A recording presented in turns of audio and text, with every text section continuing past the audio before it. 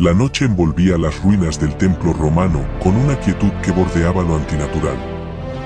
Las columnas desgastadas por el tiempo se alzaban como espectros contra el cielo estrellado, y la brisa, suave y constante, parecía murmurar secretos olvidados por siglos.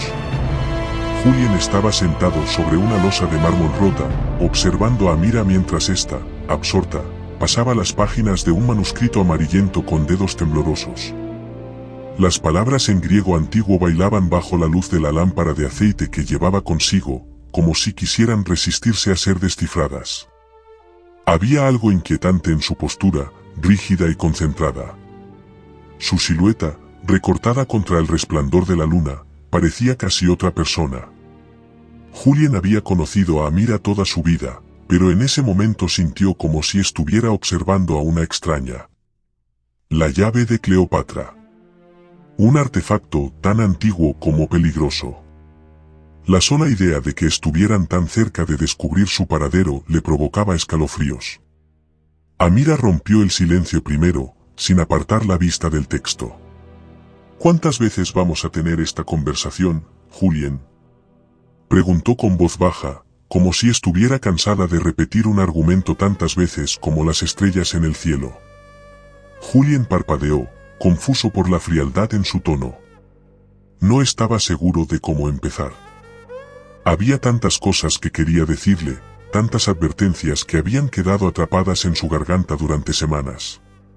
Pero en ese instante, todo se reducía a una única verdad: tenía miedo por ella. No se trata de cuántas veces lo hayamos hablado. Se trata de lo que está en juego, dijo finalmente, inclinándose hacia adelante con los codos sobre las rodillas. Amira, ¿alguna vez has considerado lo que podría pasar si no eres tú quien controla el poder de la llave? ¿Si cae en las manos equivocadas? El nombre de Lucio se formó en su mente, pero no se atrevió a decirlo todavía. Sabía que el simple hecho de mencionarlo podría enfurecer a Amira o, peor aún, hacerla retraerse más en sí misma. Ella suspiró, dejando el pergamino de lado y frotándose las sienes como si tratara de disipar un dolor invisible. Siempre el mismo miedo, Julien, murmuró. Finalmente, alzó la mirada hacia él, sus ojos oscuros chispeando con una mezcla de frustración y cansancio. Lo entiendo. De verdad, lo entiendo. Pero tienes que confiar en mí. Este poder no es como cualquier otro. La llave no solo tiene la capacidad de destruir, sino también de salvar. Hizo una pausa, buscando las palabras correctas. El mundo está roto. Todo lo que conocemos, todas las vidas que hemos visto arruinadas por la ambición y la codicia. Su voz se quebró, pero rápidamente recuperó la compostura. Si existe algo que pueda cambiar eso, ¿cómo puedo ignorarlo? Julien apretó los labios. Había escuchado ese argumento antes, y cada vez resonaba menos con él. No era que no entendiera la pasión de Amira, era que cada vez le costaba más distinguir si esa pasión era impulsada por un deseo de justicia, o por algo más oscuro. ¿Y si el cambio que buscas no es el que el mundo necesita?, preguntó, su voz ahora más firme.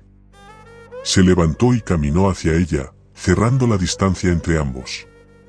¿Y si, al intentar salvar al mundo, terminas destruyéndolo? O peor, destruyéndote a ti misma. Amira lo miró con los ojos entrecerrados, como si tratara de medir si sus palabras eran una amenaza o una súplica. Julien sabía que estaba jugando con fuego.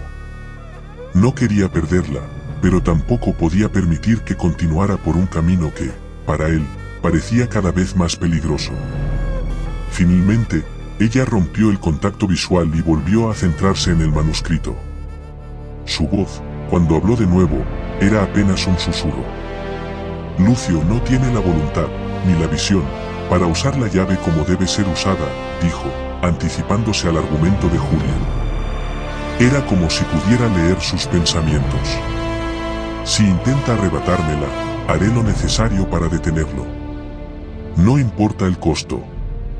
Esas últimas palabras cayeron como una losa sobre el corazón de Julien. Las había escuchado antes, en otros labios, en boca de otras personas que creían tener buenas intenciones y sabía exactamente a dónde conducían.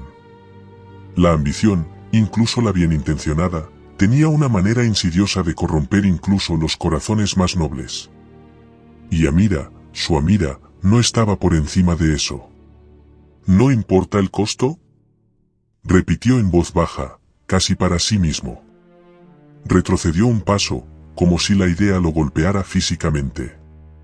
Su mente se llenó de imágenes de todo lo que podrían perder, su amistad, su humanidad, su futuro. Si Amira realmente creía eso, ¿en qué se convertiría?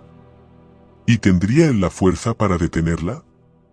Un largo silencio se extendió entre ambos, roto solo por el susurro del viento a través de las ruinas. Finalmente, Julien tomó una decisión. No podía abandonarla. No, todavía no. Te seguiré, Amira, dijo al fin, su voz cargada de una mezcla de resignación y esperanza.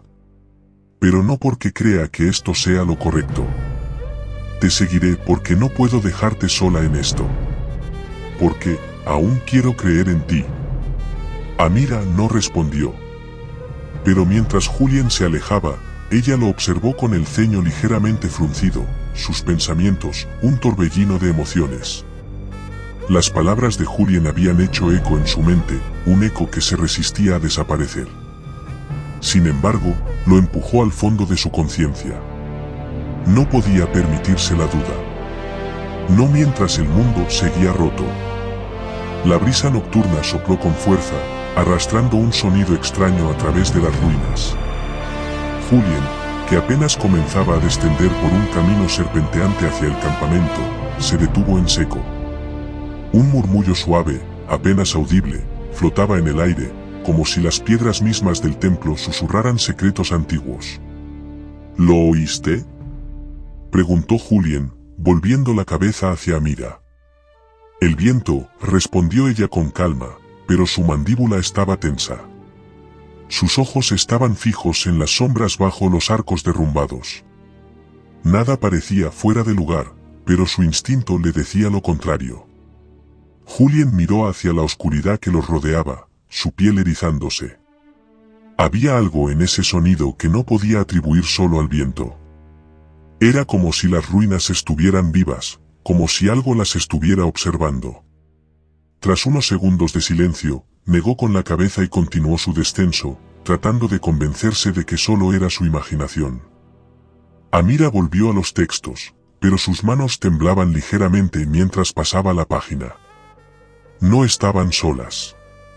Ella lo sabía. Y lo peor era que no estaba segura de si ese algo era un enemigo o un aliado. La noche estaba lejos de terminar.